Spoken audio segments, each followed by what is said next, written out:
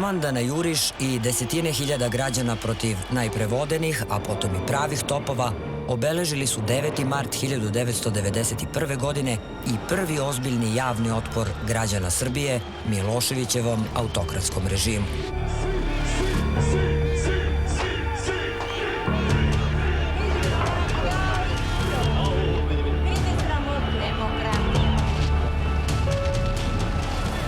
Posle više od četvrt veka, nije mnogo onih koji se sećaju da je povod za masovne proteste bio zapravo zahtev za smenom 4 urednika tadašnje televizije Beograd, koji su označeni kao odgovorni za razna medijska presuđivanja, pa i ono da su lideri opozicije produžena ruka ustaša.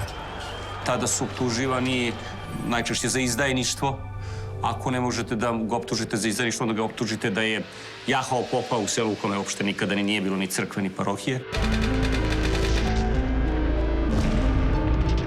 Stvarni ratovi i prava ubistva iz 90-ih svakako su strašniji od obračuna koji će se vremenom preseliti u medije. Ali je ironija da optužbe koje su pokrenule devetomartovske demonstracije, posle svega što je doživljeno, ali i u medijima objavljivano od tada do danas, deluju gotovo naivno. Tokom 90-ih je manje više postao jedan centar moći, neka vrsta perioda kada je medijski spin i sve ono što je vezano za neku vrstu manipulacije bilo u povoju. Niste imali ovu vrstu organizovanog tabloidnog novinarstva. Mediji su priča o kojoj ja posle skoro 30 godina u ovom poslu apsolutno više ne znam ništa. Ne znam zapravo šta su to mediji. Teško je reći šta su kod nas više uopšte mediji, a šta zapravo instrumenti za proizvodnju nekakvih rezultata koji sa zapravo normalnom medijskom aktivnošću i nemaju mnogo veze. Ispostavilo se da je višedecenijsko osvajanje medijskih sloboda donelo i kontraefekte. Danas se zakoni, iako su dobri, ne primenjuju. Suprotno tome, krajem 90-ih upravo je primjena zakona, i to zakona o informisanju, ozvaničavala medijski mrak. Taj mrak nosio je svoje žrtve. Najstrašniji zakon je Šešeljev zakon, sa kraja 90-ih godina, koji je napravljen samo da bi se režim obračunao sa to malo medija koji su preostali, nezavisnih. Mehanizam za obračun bile su drakonske kazne za klevetu. Nekada su predstavljale ogromne novčane iznose, pa i plenidbu imovine odgovornih lica u medijima, a nekada i kaznu zatvorom. Vi ste imali potpuno neprimerene rokove za postupanje, gde ste vi bili krivi ukoliko u roku od 48 sati ne dokažete da je ono što ste rekli bila istina. I sad za 48 sati vi često ne bi mogli da dokažete ni da je belo, a crno, a kamoli neku složeniju i komplikovaniju stvar. Najdrastičniji primer je slučaj Dnevnog telegrafa i nedeljnika Evropljanin, beogradskog novinara i izdavača Slavka Ćuruvije.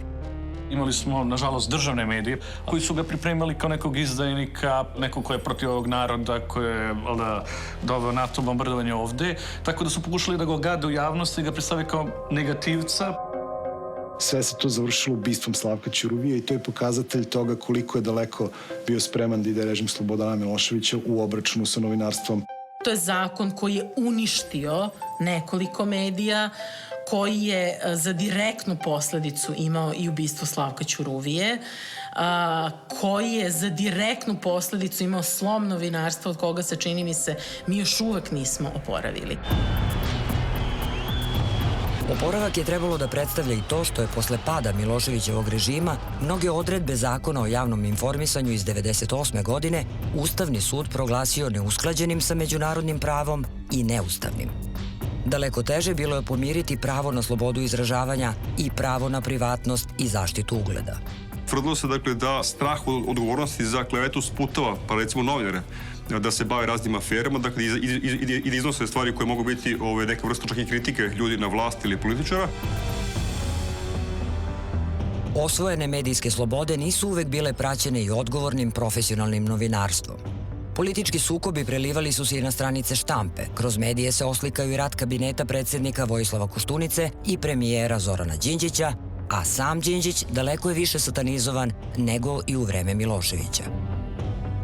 Koliko kleveta treba da istrpim u ovoj zemlji da bi neki sud rekao ajde da utvrdimo šta je istina? Moguće je da se pojavi i unuk Al Caponea i kaže: moj deda je pljačkao banke po instrukcijama Zorana Đinđića. Činjenica da su u suštini mediji stvorili kontekst i atmosferu koja je bilo socijalno prihvatljivo da neko digne ruku na Zorana Đinđića. Za manje od 2,5 godine koliko je pre pogibio u atentatu bio premijer, o Đinđiću je prema podacima medijske dokumentacije Ebert u najznačajnijim nacionalnim medijima objavljeno 3259 tekstova. Velikim delom bili su izrazito negativni, a u određenim slučajevima dovodili su ga čak i u kontakt sa mafijom. Srbija nije ni Zorana Đinđića ni razumela ni volala dok nije bio ubijen. Dakle, Srbija je bila sklona, većinska Srbija, da prihvati zdravo za gotovo i hajke, i satanizaciju, i brutalno pljuvanje političkih neistomišljenika. Danas se atentati ne rade više metkom. Danas, ako vam neko na javnoj sceni smeta, preko noći od tog nekog možete da napravite krvoloka, zločinca, ubicu. Nekoga oklevetati, tvrditi dakle, nešto što je neistina, a što povređa njegov čast i ugled, po meni je veoma teško delo. U čak 23 od 28 zemalja Evropske unije kleveta je i danas krivično delo. Njena dekriminalizacija nije išla lako ni u Srbiji. Pokušaj da se kleveta izbaci prilikom donošenja novog krivičnog zakonika 2005. godine samo je delimično uspeo. Prihvaćena je depenalizacija, odnosno ukidanje zatvorske kazne za klevetu, ali su i kleveta i uvreda ostala krivična dela. Dok je postala i krivična odgovornost za uvredu, tih predmeta je bilo zaista puno i završavaju se na razne načine. Za klevetu su tužili mnogi, od estrade i javnih ličnosti do biznismena i političara.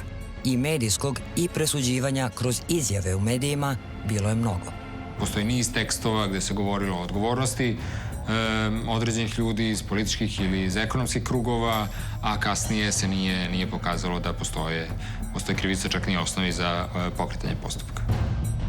Najdrastičniji slučaj tog vremena bio je 4-godišnji rat između Radisava Raja Rodića, vlasnika Kurira i Glasa javnosti sa jedne, i tadašnjeg ministra financija Mlađana Dinkića sa druge strane.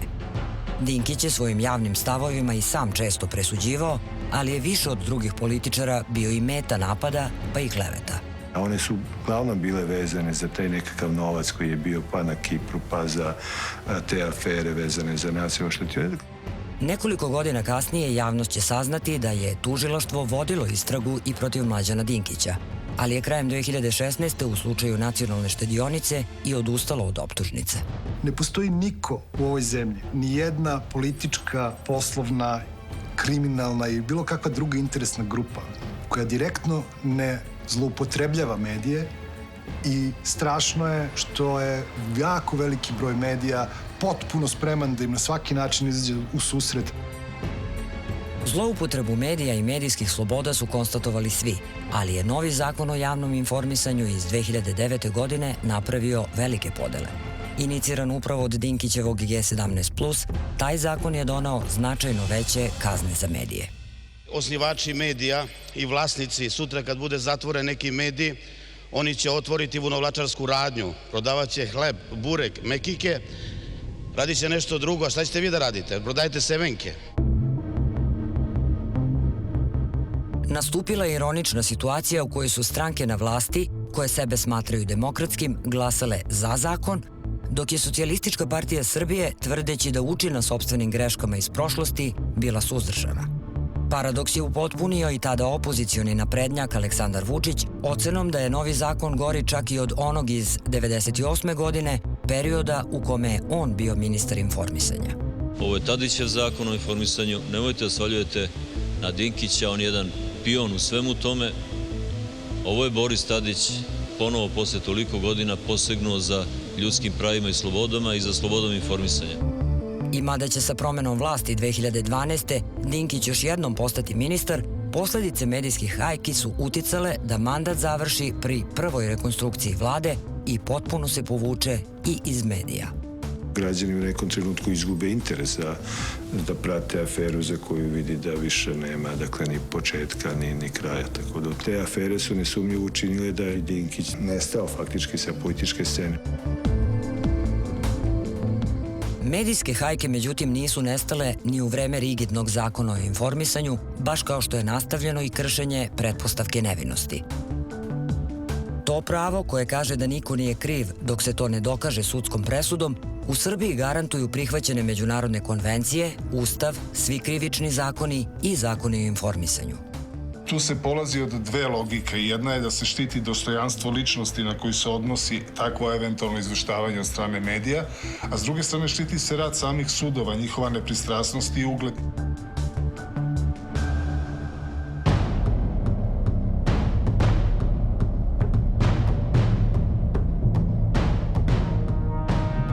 Nisam izdržao. Konstatovao je u kratkom oproštajnom pismu dr. Nenad Borojević, koji se obesio početkom januara 2012. godine. To se desilo 6 dana pre nego što je trebalo da da završnu reč u procesu koji je protiv njega i grupe lekara vođen zbog navodnog primanja mita od farmaceutskih kompanija. Kad čujem medijska hajka, ja najpre pomislim na slučaj citostatika. Prema optužnici, nameštanje tendera dešavalo se u periodu od 2007. do 2009. a policija ih je uhapsila godinu dana kasnije u akciji Kraba. Ona je imenom trebalo da asocira na dešavanja na Institutu za onkologiju i radiologiju, čiji je Borojević bio direktor.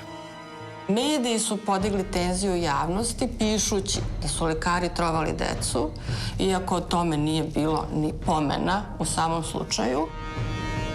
Taj utisak pojačala je izjava Ivice Dačića, tada ministra policije, koji je obznanio da su dr. Borojević i njegovi saradnici, da bi povećali potrošnju, osumnjičeni da su prepisivali više lekova nego što je pacijentima bilo potrebno. Ono što sam čula o doktoru Borojeviću jeste da je bio odbačen čak i od svojih kolega. Znači, on je kriv bez krivice, a snosi sve posledice kao da je osuđen za jedno jako gnusno krivično delo proglašenja ubicem dece. Dan nakon što je telo Nenada Borojevića pronađeno u šumi u Košutnjaku, v.d. direktora Instituta za onkologiju dr. Zoran Rakočević je u intervju u Nedeljniku NIN rekao da je dokazano da nije bilo zloupotreba sa citostaticima. 4 godine kasnije, Apelacioni sud pravosnažno je oslobodio i poslednjeg čoveka koji je optužen u tom slučaju. Posle više od 5 godina suđenja, tužilaštvo je odustalo od optužnice i u slučaju vakcine, u kome je nekadašnja direktorka Republičkog fonda za zdravstveno osiguranje Svetlana Vukajlović sa još 3 ljudi osumnjičena za nameštanje tendera za vakcine protiv svinjskog gripa. Svima njima mediji su međutim presudili još na početku afere. Oni su prenosili ono što nadležni kažu, ne upuštajući se u suštinu i ne pokušavajući da utvrde istinu.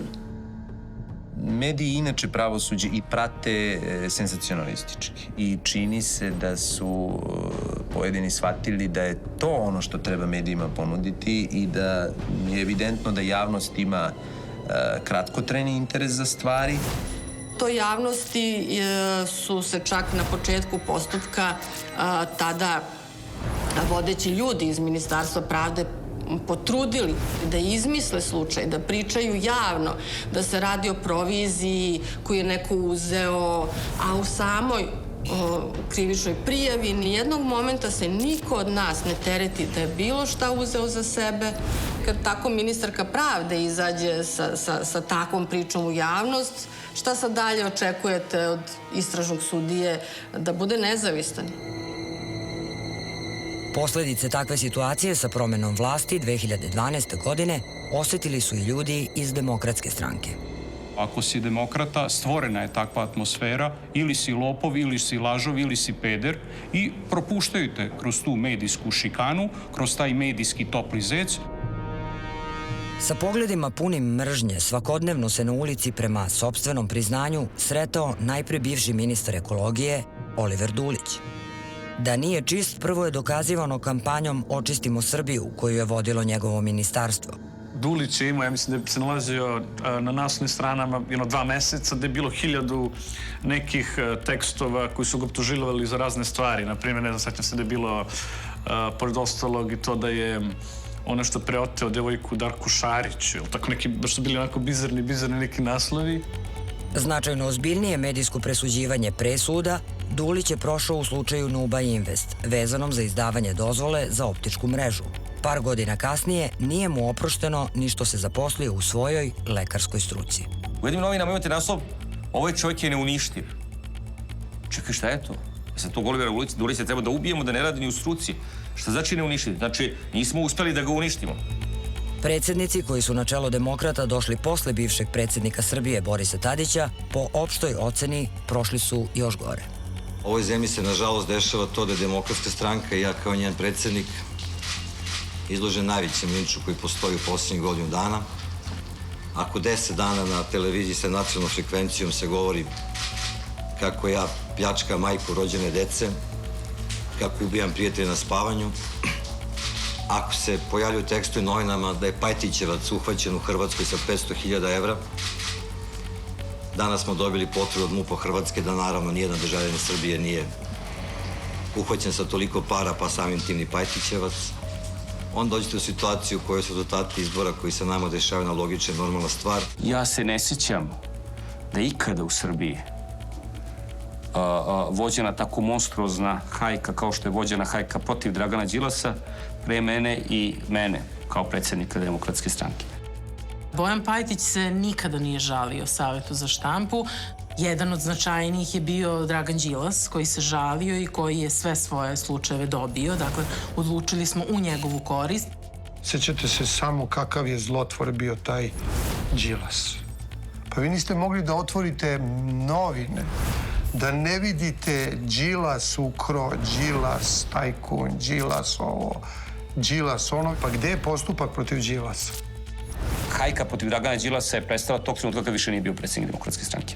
Tog trenutka više nije bio najgori, užasni zločinac i kriminalac. Tog trenutka sam to postao ja. Činjenica da autonomije uvek, pa i u slučaju Vojvodine, predstavljaju osetljivo pitanje, poslužila je i za optuživanje Pajtića za separatizam. Možete očekivati da neko potegne oružje da ubije separatistu. Čekaj bre, ako je ovaj separatista i ako će ocepiti deo Srbije, da mu ja sudim. Nedeljnik afera se između ostalog intenzivno bavio prisustvom gej osoba na našoj političkoj sceni i u tom kontekstu se posebno fokusirao na bivšeg predsjednika pokrajinske vlade Bojana Pajtića. Za izdajništvo Pajtić je optuživan i zbog Briona na kojima letovao, merio se stepen njegove osunčanosti, ali mu je najteže palo objavljivanje slika članova njegove porodice. Ako neko ko se bavi javnim poslom mora da podnosi više, to ne moraju podnositi njegova deca i njegova porodica i mislim da tu treba ipak naći neku razumnu meru. Najteže optužbe ipak su bile vezane za slučaj Heterland, nazvan po dvorcu čija restauracija je trebalo da omogući smeštaj dece ometene u razvoju. Projekat vredan 156 miliona dinara još uvek nije završen, a Pajtića i danas proglašavaju glavnim krivcem. To je toliko monstruozno da zaista bih volao da vidim i u čijoj glavi se dogodila ideja da se sa takvom optužbom krene, ali to je optužba od koja se prevrće želudac. Pa ja bih tog Bojana Pajtića, o kome čitam u tim tabloidima, razapeo na krs, jer to je najveći zločinac na svetu, tako? Uz muku zbog onog što je u medijima čitala, nekadašnja ministarka za telekomunikacije Jasna Matić osetila je i kako izgleda pritvor. Uhapšena je 2014. sa još 3 ljudi koji su u različitim periodima od 2006. do 2013. godine bili na čelu Agencije za promociju izvoza i strana ulaganja SIEPA. Svi su osumnjičeni da su po osnovu ugovora o nepostojećim autorskim delima oštetili budžet Srbije za oko 120 miliona dinara i za sebe pribavili imovinsku korist od 90 miliona dinara. Nisam htela da gledam novine. Znam da je bilo, uključujući tu kampanju pred naše hapšenje, preko 420 naslova, odnosno članaka i vesti, samo u medijima sa nacionalnom pokrivenošću, koje su objašnjavale da smo mi krivi, znači negativnih vesti. Tu se koriste najteže reči, lopovi, krađa, proneverili, uzeli, pljačkali državu, gde se meni poručuje da priznam sve ili da se pomirim s tim da ću umreti u zatvoru. Suština naših tablida, ovih političkih tablida, na to mislim jeste da te presude pre nego što si uopšte uhapšen i onda sudan kad budeš uhapšen, nekako javnost će to samo hapšenje mnogo pozitivnije da prihvati zato što već znaju da si kriv. Posledice medijske hajke nisu naivne i zato što se pretnje iz novina lako prenesu u svakodnevni život. Počevši od toga da sad ne radim, da su me ljudi presretali na ulici, pretili mi, psovali me, objašnjavali mi da je greh što živim i da je bolje da se ubijem i tako. Neke ljude u medijima naprosto nije briga šta će se desiti sutra. Oni nemaju pravi osjećaj moći medija, a moć medija je strašna. Situaciju nisu popravile ni više promjena u okviru dugotrajne reforme pravosuđa, ali ni novi zakon o javnom informisanju. Donet je 2 godine nakon što je na vlast došla koalicija predvođena Srpskom naprednom strankom. Vladajuća većina izmenama krivičnog zakona dekriminalizovala je i klevetu. I dobro je što je to dekriminalizovano, jer cijela svrha tog postupka je bila pogrešna u startu. Dekriminalizacija klevete je dobra stvar jer je kleveta kao krivično delo bila teško zloupotrebljavana i suštinski je bila osnova verbalnog delikta i kažnjavanja za javno izgovornu reč. Izbegnuta je mogućnost da novinari odu u zatvor. Ispostavilo se da je dekriminalizacija klevete istovremeno postigla i negativan efekat. Kleveta je postala zapravo uobičajeni, odnosno sastavni deo uređivačke politike mnogih medija i jednostavno ne biraju sredstva u obračunu sa neistomišljenicima. Spremni su, naravno, da plate bilo koju vrstu i visinu novčane kazne. Kada slobodu izražavanja koristite preko granica propisanih Ustavom, onda to postaje ugrožavanje prava drugih. I da puštanje toga da se dešava u stvari je lomljenje ljudskih prava, a ne izgradnja ljudskih prava. Mi imamo zadovoljavajući taj neki pravni okvir, a efekti svega toga nisu onakvi kakvi su bili zamišljeni. Ovde govorimo o samoj neprimeni zakona na adekvatan način. Međutim, imamo i druge probleme, a to je, na primjer, sudska praksa. Odštete za osobe ili organizacije koje su teško oštećene objavljenim sadržajem, su toliko bedne da Informer to može da plati iz zadnjeg džepa. Neko ima puno para. Znači, bogat čovjek može da na miru kleveće ljude, dakle, i da uvek plaća novčane kazne i da ih obeštećuje u nekom novčanom smislu i to nije rješenje. Pogodnost za manipulisanje predstavlja i činjenica da je sloboda govora suprotstavljena i još jednom pravu, pravu na privatnost. Ono je kao univerzalno ljudsko pravo uređeno međunarodnim konvencijama i domaćim zakonima, a njegova zaštita predstavlja i važan standard novinarske etike. Svako ima pravo na zaštitu privatnosti. U praksi, pravo na privatnost se u medijima prečesto krši i opravdava medijskim slobodama. Po pravilu mi ovde nikad nemamo potpuno čistu situaciju gde imamo jedno pravo koje treba zaštititi. Mi moramo da radimo nekakav fini balans i da merimo koje je pravo u konkretnom slučaju važnije. Nejasnu situaciju zloupotrebljavaju i oni koji preko medija ostvaruju svoje ciljeve, ali i sami mediji koji se i na taj način bore za veće tiraže i gledanost. Žrtva senzacionalne priče koja je po oceni mnogih bila sramota, ali po načinu na koji je medijski satanizovan, bio je i glumac Goran Jeftić. Čovek je na naslovnoj strani Blica označen kao gej pedofil. Da je protiv volje mladića od 15 godina stupio s njim u seksualne odnose u toaletu Somborskog pozorišta. Mi su objavili samo činjenicu da je majka tog dečaka iz Sombora podnela krivičnu prijavu zbog sumnje da je on zlostavljao jedno dete. Pisanje Blica su u odvojenim saopštenjima osudila oba udruženja.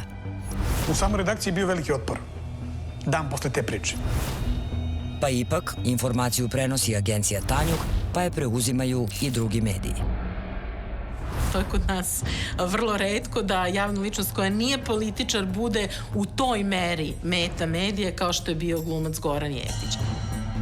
U delu javnosti vladalo je uverenje da je politika i u ovom slučaju ipak uplela prste, te da je Jeftić ocrnjen zbog svojih političkih stavova, u kojima je samo koji dan ranije u intervjuu povodom premijere predstave gospođa ministarka kritikovao aktuelne političare. Udruženje pravnika za ljudska prava JUKOM nije ulazilo u ove ocene, ali je izrazilo žalbu Savetu za štampu zbog kršenja novinarskog kodeksa. 6 meseci nakon pisanja Blica je podignuta optužnica, tako da nije bilo dovoljno elemenata za ovakve napise i možemo reći čak i da je pisanje medija moglo uticati na tužioca da pokrene ovaj postupak. Kršenje pretpostavke nevinosti bilo bi konstatovano i da je Savet za štampu takvu odluku doneo tek tada, kao što je doneo 6 meseci ranije.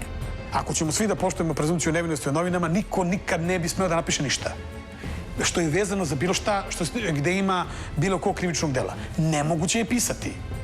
Većina njih misli o tome kada bi poštovali pretpostavku nevinosti, tu vesti ne bi bilo. To nije istina. Uprko zabrani, mediji konstantno krše tu zabranu. Ta tačka se krši više nego sve ostale tačke zajedno. To je nešto što se u srpskoj štampi pojavljuje na dnevnom nivou 10-ak puta, sasvim sigurno. Ne znam ni jedan akt koji se tako brutalno gazi kao kodeks novinara Srbije. Šta je taj, što je tako, ali jeste tako. Novinari krše kodeks novinara Srbije, krše ta pravila koja bi trebalo da poštuju, da ih se drže zaista kao Biblije, delom iz neznanja, delom iz trke za tiražom, delom iz želje da budu bolji od konkurencije. To nema veze sa činjenicom da li novinari znaju ili ne znaju šta je pretpostavka nevinosti, jer se jasno vidi da oni to znaju. Ja bih bio skloniji da verujem da mediji povlađuju ukusu većine. U našoj kulturi i onaj ko je sumnjiv je u suštini kriv. Mi to ne razlikujemo. Neki put i to zato što i novinari i mediji žele da ili sami izađu u susret nekom političkom ili drugom interesu. Kreira se jedan ambijent u kome je sve moguće, ambijent u kome je sve moguće, u kome se, kako se to kaže, igra bez pravila, je grozan ambijent. Da se skriveni interesi, javno blaćenje i borba za gledanost i tiraže ostvaruje i na temeljima ličnih drama i porodičnih tragedija, pokazao je i slučaj porodice Ognjanović. Medijska hajka nije nešto tipično samo za Srbiju, ali ovako nešto surovo na tlu Evrope odavno nije viđeno. U proleće 2013. priča o maloj Tijani ujedinila je Srbiju i region u želji da spase jedan dečiji život prikupljanjem novca za odlazak te devojčice na transplantaciju srca u Houston. Pokrenuta je velika akcija, prikupljanje novca, uključili su se javne ličnosti i sve ono što je pozitivno i dobro, lepo bilo u nekom trenutku unelo tračak optimizma, nade da možemo ponovo da budemo i solidarni, da uviđamo tuđe tegobe i tako dalje. U brojnim akcijama prikupljeno je više od 2,6 miliona evra, ali u Hjustonskoj bolnici Tijana nije dočekala operaciju. Umrla je 15. jula 2013. godine. Opštu žal ubrzo je međutim zamenio šok, izazvan optužbama koje su na račun Tijaninih roditelja počeli da iznose tabloidi, tvrdeći da se u ovom slučaju radi o proneveri velike svote sakupljenog novca. Prekoračena je granica ljudskosti, granica smisla. Obesmisleno je sve što je prethodno urađeno. Medijska haranga imala je za posledicu opsežnu istragu. Ne sačekavši kraj istražnih radnji, u hajku se preko medija uključio čak i ministar policije Nebojša Stefanović konstatacijom da su Tijanini roditelji omogućili dobavljačima da se ugrade za 320.000 evra. Najbolji odgovor za kampanju koja je vođena jeste informacija da je tužilaštvo obavestilo javnost da nema dokaza protiv Ognjanovića za dalje vođenje postupka. U jednom od retkih medijskih istupa Ognjanovići su govorili o pritiscima sa svih strana i da su na porodicu vršili pritisak i policajci koji su ih saslušavali tokom istrage. Pravno to je bio novac Ognjanovića, ali s aspekta morala njihovog oni nisu imali nikada dilemu i oni su rekli taj novac dajemo deci, ali ne dajemo državi, jer novac se neće stići tamo gde treba. Oko 1,6 miliona evra koje je ostalo na računima nakon Tijanine smrti roditelji su donirali Institutu za zaštitu majke i deteta, gde se devojčica lečila 6 godina.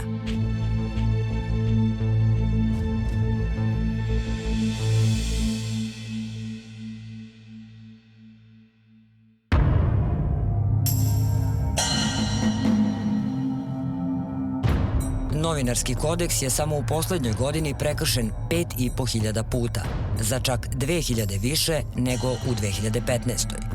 Umnožio se i broj tekstova u kojima je prekršena pretpostavka nevinosti, a vrsta presuđivanja pre suda postala je još gora. Nekad se onako svi ponašamo kao da istražujemo gde su granice i svaki put odemo i korak dalje i od onoga što zdrav razum ili nekakva mera ukusa nameću.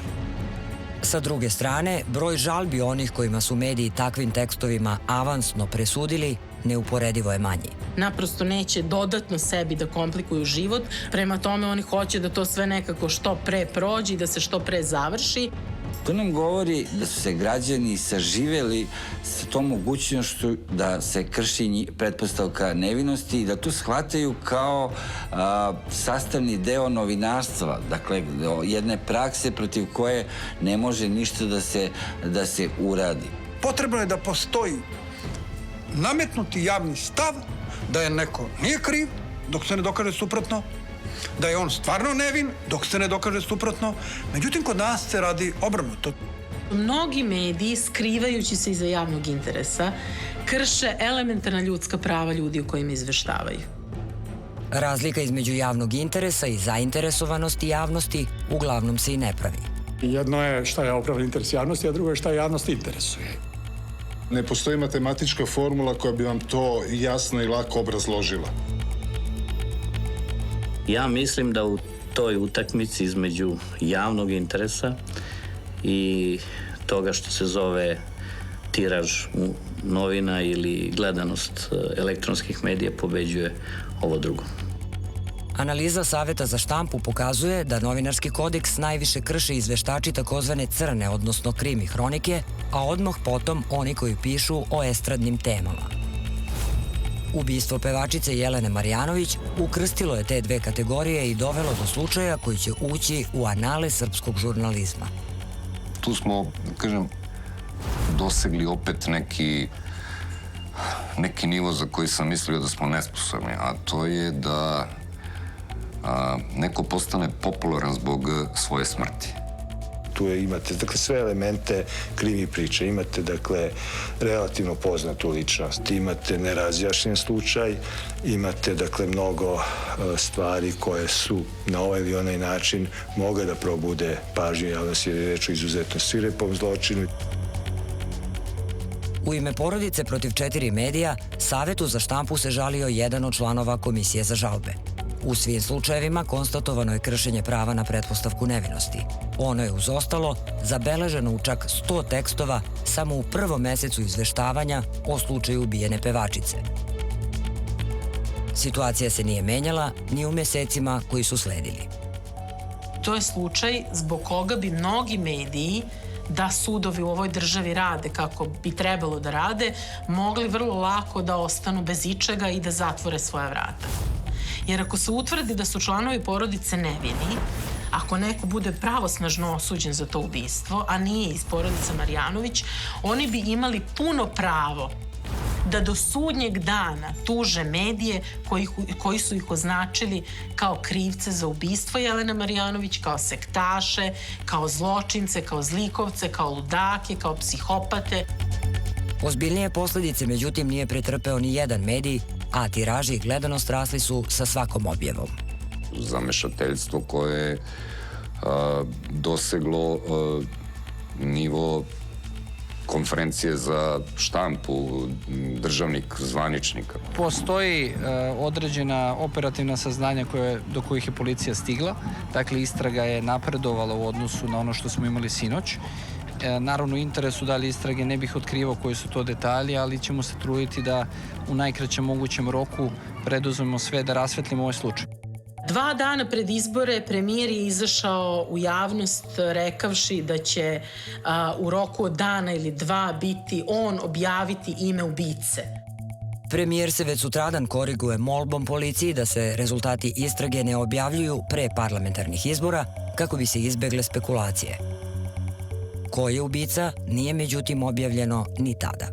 Ja mislim da je u stvari premijer pokušao da tako kaže, da brani policiju time što je hteo da kaže, dakle, čitav sistem, da mi u stvari znamo, ali eto, nažalost, nemamo dokaze. Da nije bilo dovoljno dokaza, ispostavilo se i u mnogim slučajevima javnih hapšenja, ali to već punu deceniju ne sprečava ni praksu lišavanja slobode osumnjičenih pred TV kamerama. Hapšenje pred kamerama, nismo mi izmislili, mi smo ih samo doradili na naopak način. Javna hapšenja služe da se disciplinuje običan građanin. Taj manir uspostavlja se naročito od 2007. godine, u vremenu vlade Vojislava Koštunice, pravnika i čoveka koji je za sebe voleo da vezuje pojam legaliste. U to vreme su se dešavala brojna medijska hapšenja Dragana Džajića, našeg proslavljenog fudbalera, bivšeg okružnog tužioca u Beogradu Radeta Terzića, zatim hapšenje raznoraznih mafija, stečajne, drumske i tako dalje. To što se radi sa snimanjem hapšenja ljudi, pa i to bismo mogli da nazovemo klasična medijska sačekuša.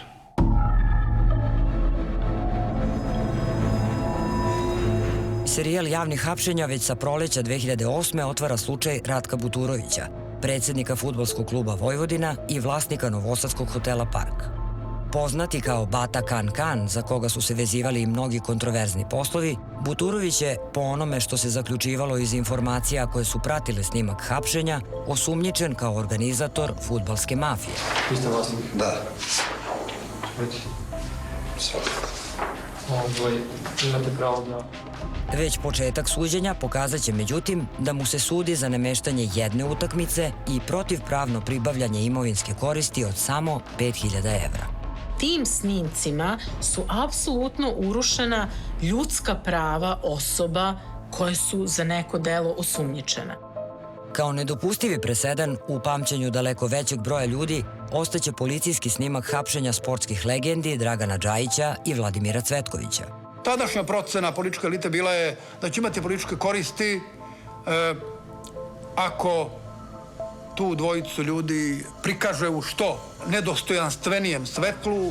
Imao sam priliku da razgovaram s njim o tome i mislim da mi je rekao nešto otprilike da mu se policajac koji je došao izvinjavao za ono što će uslediti.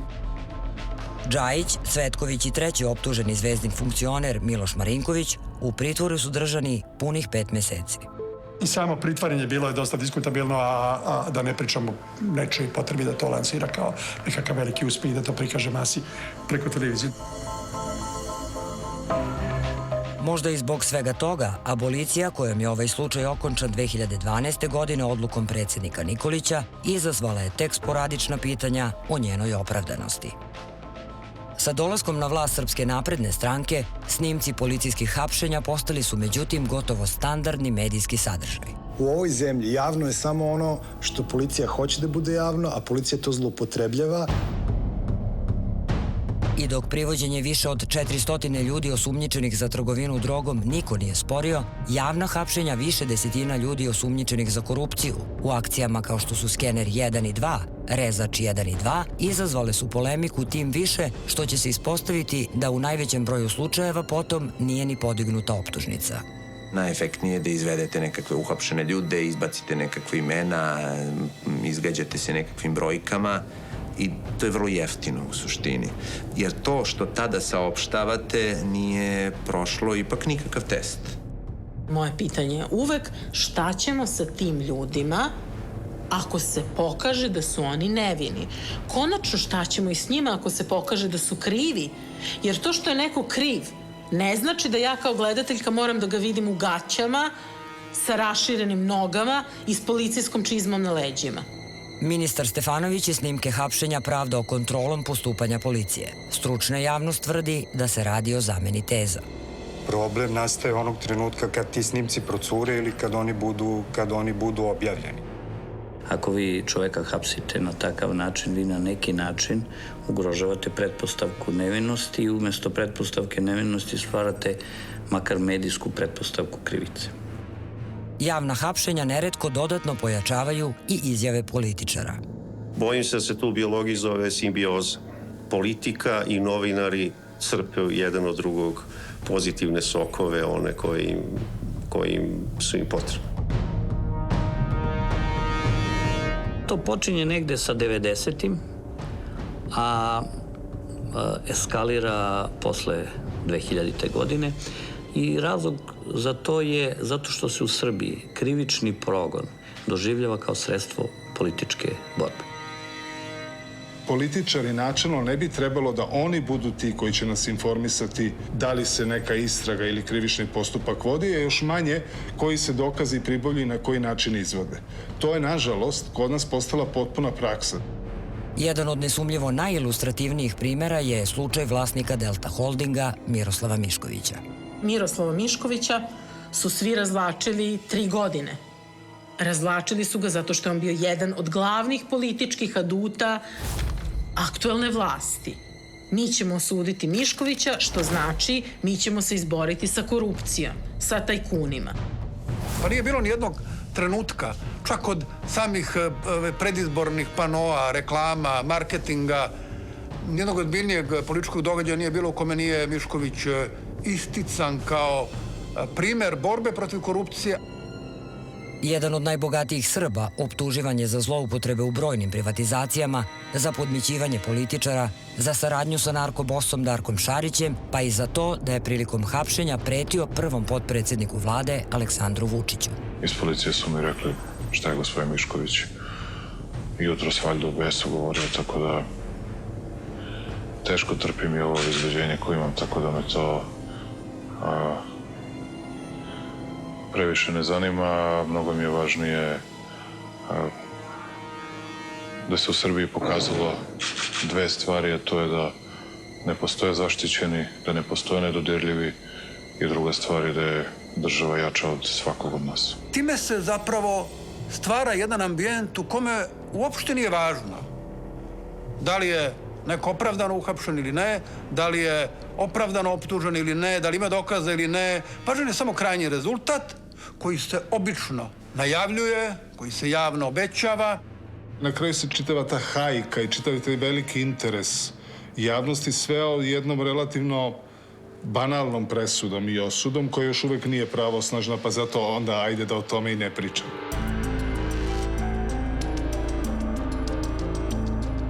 Znatno manje pompezno završio se i slučaj Dragoslava Kosmajca, koji nije bio samo tema dana pre hapšenja pred TV kamerama. Dominantna tema konferencije za medije u junu 2014. bila je smena svih šefova uprava policije, koji su takođe prethodno prošli medijsko presuđivanje. Tom prilikom, sada već premijer Vučić, kao ilustraciju unutrašnjih otpora u policiji navodi i da još uvek nije uhapšen najveći narkodiler u Srbiji. Ko je na vezi sa Kosmajcem? Da vidim što se pravite blesavi kad svi znate ko je najveći narkodiler u Srbiji. Svi znate ko je najveći narkodiler u Srbiji. Svi se bre plaše. I svi ćute da i ljudi iz policije imaju kontakte, da i ljudi iz raznih službi imaju kontakte sa njima. Ja kažem, udarite na Kosmajca, udarite na Vavića, udarite na ovog, udarite na onoga. Ja ne mislim da je to mešanje. On te poruke ne upućuje sudstvu, on te poruke upućuje javnosti. Dakle, onim svojim glasačima. U tom smislu ja ne vidim da je to problem. Problemi su, kada vi utičete na sudstvo, najčešće iza skriveni, dakle, iza očiju javnosti. Neki su to protumačili kao presuđivanje, a neki kao, makar ne namerno, dojavljivanje. Kosmajac je najpre pobegao u Crnu Goru, ali je nekoliko meseci kasnije ipak uhapšen. Primer Dragoslava Kosmajca, on je ilustrativan po tome što zapravo na njemu se vide sve odlike našeg i pravosudnog i medijskog sistema. Dakle, imamo prvo premijera koji govori o nečemu što sasvim sigurno nije njegova nadležnost. Zatim imamo jedno hapšenje u kome se, bez obzira šta je Dragoslav Kosmajac, krše njegova elementarna prava. Zatim imamo medijsku hajku koja podržava ceo taj slučaj u kome se dokazuje da je, ne znam, Kosmajac evropski Escobar. I na kraju imamo sudski proces, odnosno nemamo ni sudski proces. Nepune 2 godine posle spektakularnog hapšenja, sud je odbio optužni predlog koji Kosmajca tereti za poresku utaju veću od $500.000 dinara. Pred kraj 2016. godine počelo je suđenje, ali pod značajno blažom optužbom, da je podstrekivao rukovodioca katastra da u njegovo vlasništvo upiše oko 7,5 ari zemlje. Nije ništa strašno ako izjave daju i ministar policije i javni tužilac. Mnogo je važnije da se daju informacije koje su realne, koje nisu takve da se neko napred osuđuje ili napred oslobađa. Kad se optužbe ne iznose javno, na scenu stupaju neimenovani izvori. Kao i u mnogim drugim oblastima života, tako i u novinarstvu kao profesiji, vrlo često se poteže za onim što je najlakše. Onda je najlakše reći da ste informaciju dobili od neimenovanog izvora i to može da bude vrlo često sredstvo za manipulaciju, za senzacionalizam. To je jedan trend koji postoji u Srbiji, da se određeni podaci koji su iz istraga, da se odlivaju.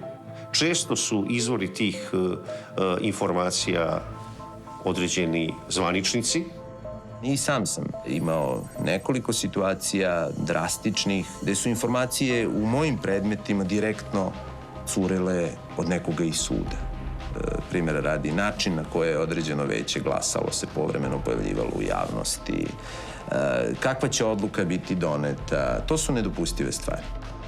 Očito da informacije, pogotovo one koje su deo tajne politike u Srbiji, postoje i da se sa njima manipuliše, odnosno da oni koji posjeduju s njima prosto pokušavaju da istrguju na način da ostvare svoju političku moć. Informacija procuri zato što je nekome bilo u interesu da ona procuri.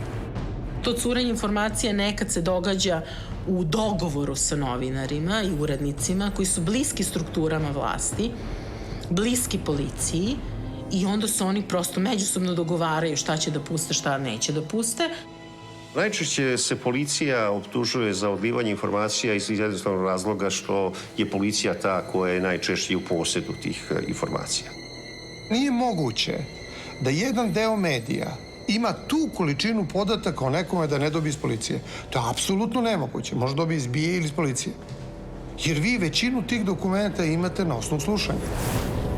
Policija je bila izvor informacija koje su poslužili za najavu hapšenja nekadašnjeg gradonačelnika Novog Sada Borislava Novakovića, 42 dana pre nego što će biti priveden zbog optužbe da je oštetio budžet Novog Sada za 4 miliona. To je 3 novinara Kurira potvrdilo i pred sudom. Oni su to rekli na sudu i to je konstatovano i u zapisniku.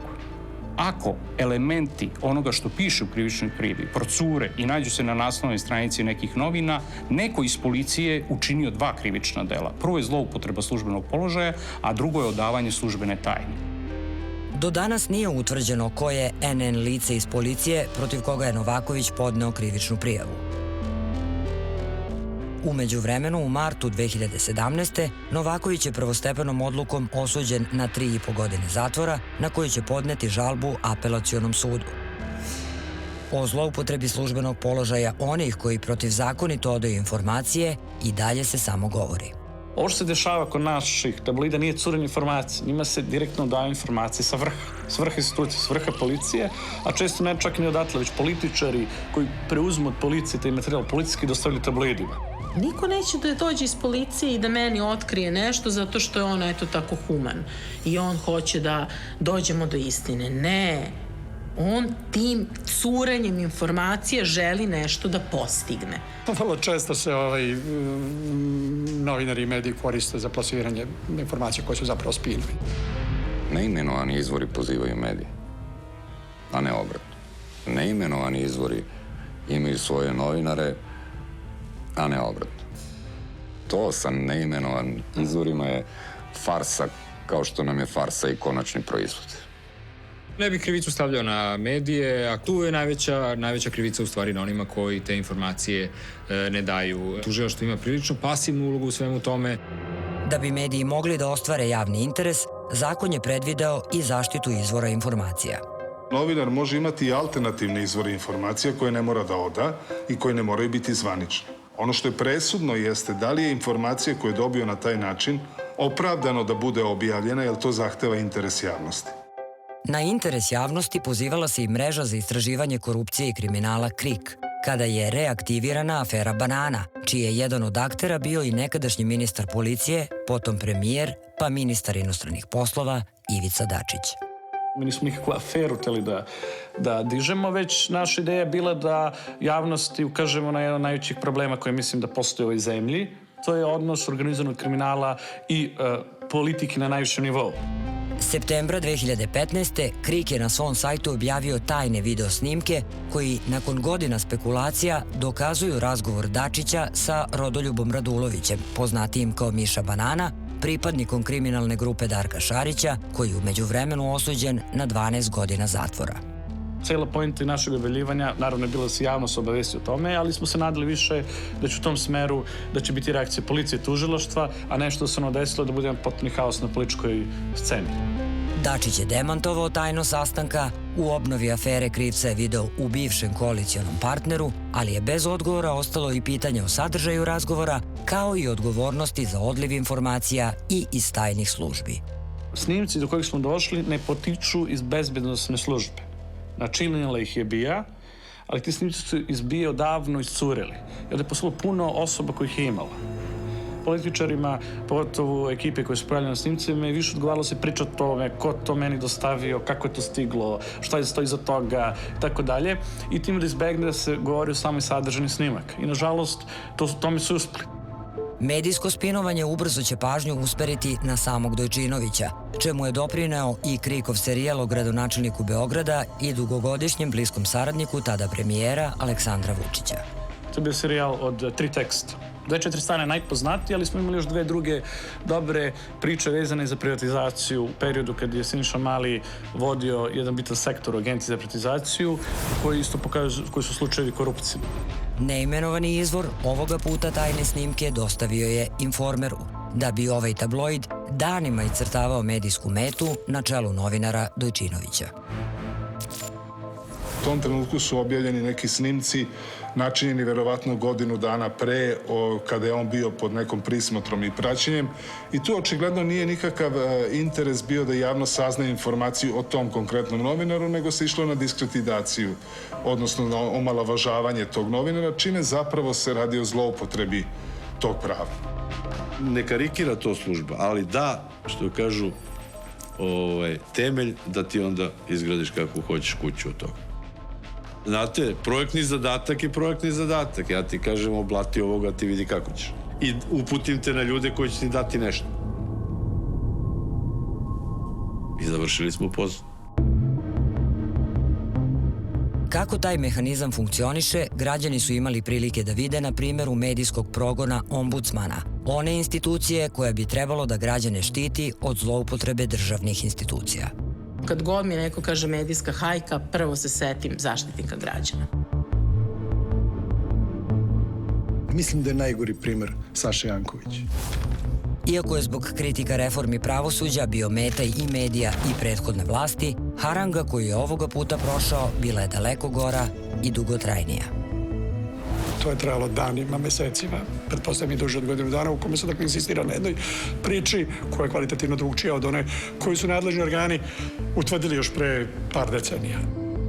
Godine 1993. u stanu na Novom Beogradu, u kome su zajedno živjeli, ubio se i to Jankovićevim pištoljem njegov najbolji prijatelj. Janković se tada nije nalazio u stanu, a slučaj je brzo zaključen kao samoubistvo. Najveća tragedija koja mi se desila. To je nešto što mene prati ceo život. Ubistvo koje se dogodilo u njegovoj mladosti, izvučeno iz konteksta, selektivno su obavljeni dokazi, čak i porodica nesretnog čoveka koji je poginuo, doduše to je bilo samoubistvo, je zloupotrebljena. Više od 20 godina kasnije, Janković postaje meta nakon što je u redovnom godišnjem izveštaju Zaštitnika građana Narodnoj skupštini upozorio da se Vojno-bezbednosna agencija bavi radom nekih političkih partija i tako krši zakon. Napad vladajućih poslanika i izvlačenje u javnost slučaja samoubistva iz njegove mladosti nije ga iznenadio. Moram da vam kažem da sam znao napred da će to da se desi. Ja sam, zahvaljujući nepoznatim ljudima iz Ministarstva unutrašnjih poslova, dobio podatke o tom slučaju, dakle svu dokumentaciju koju nisam čuvao. Mediji bliski vlasti, a pre svih Informer i Pink, načinom izveštavanja sugerisali su da je Janković potencijalni ubica. U tome im je pomogao i ministar unutrašnjih poslova Nebojša Stefanović, koji je potencirao podatak da se mladić ubio pištoljem Saše Jankovića, za koji ovaj navodno nije imao dozvolu i javno obećao da će ceo taj slučaj predati tužilaštvu. Niko nije reagovao, čak ni recimo ministar informisanja koji je morao, tužioci koji je trebalo da kažu čekaj, pa ako je to krivično delo, evo policija učestvuje sa Informerom u obaveštavanju javnosti, je morao da pokrene istragu i ta istraga je morala da da nekakve rezultate. Forsiranje ovog slučaja i diskreditacija ombudsmana dovođeni su u vezu i sa pokretanjem postupka protiv organa vojne bezbednosti, od kojih je Janković zatražio informaciju o incidentu na Paradi ponosa i prebijanju Andreja Vučića, premijerovog brata. U jednom drugom postupku koji je vodio drugi državni organ, ne ja, ustanovljeno je da isti državni tužilac koji vodi slučaj braće premijera i gradonačelnika protiv žandarma, isti taj državni tužilac je zvao telefonom arhivu Ministarstva unutrašnjih poslova i naredio da se taj predmet od pre 20 i nešto godina bez pisanog traga odnese u kabinet ministra. Ministar policije najprije tvrdio da ne zna gde je predmet. Tek kada sam ja rekao da ako ministar ne može da nađe predmet koji je kod njega, da mogu da pomognem, onda su počeli malo po malo da objavljuju te dokumente. Pa ipak, napadi na Zaštitnika građana obnavljani su u svakoj situaciji u kojoj je ukazivao na neadekvatno postupanje državnih organa, pre svega u slučajevima istrage pogibije pilota u slučaju helikopter i nezakonitog ponašanja ljudi u fantomkama pri rušenju objekata u Savamali. Dokumenti koje je posjedovao pokazali su da o slučaju za koji ga prozivaju istinu govori Janković. Koliko drugih građana bi bilo u situaciji da se odbrani od takve vrste afere ili kampanje? Jako, jako malo. To je opasna poruka koja je upućena i sudijama, i tužiocima, i privrednicima. Dakle, ako možemo to da radimo Saši Jankoviću, možemo da radimo i tebi, prema tome dobro razmisli pre nego što nam se suprotstaviš. Granica između istraživačkog novinarstva i pokretanja hajke su dokazi.